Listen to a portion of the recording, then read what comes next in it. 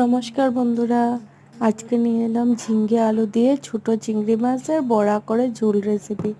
তার জন্য ঝিঙ্গে আলুটাকে ছোট ছোট করে কেটে নিয়েছি।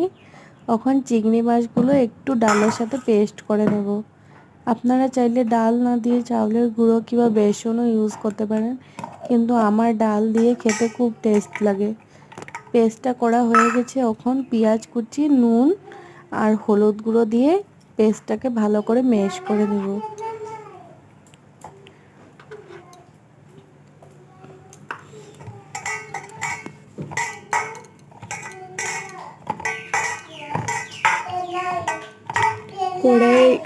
কড়াইয়ে একটু তেল দিয়ে এক এক করে বড়াগুলো ছেড়ে দেব। ছেড়ে লাল লাল করে ভেজে নেব।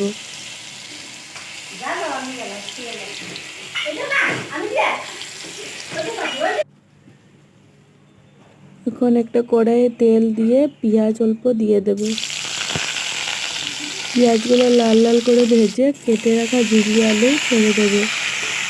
এখানে আগে থেকে পেস্ট করে নেওয়া কাঁচা লঙ্কা আর আদা বাটাটা দিয়ে দেবো।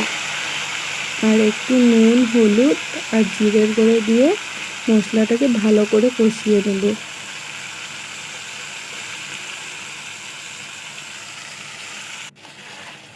মশলাটা ভালো করে কষানো হওয়ার পর পরিমাণ মতন একটু জল দিয়ে দেব।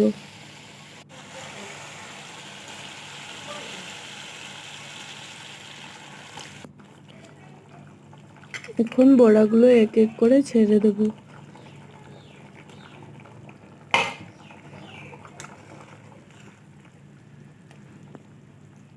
ব্যাস তৈরি হয়ে গেল আমাদের রেসিপি। ভিডিওটি ভালো লাগলে চ্যানেলটিকে সাবস্ক্রাইব করবেন।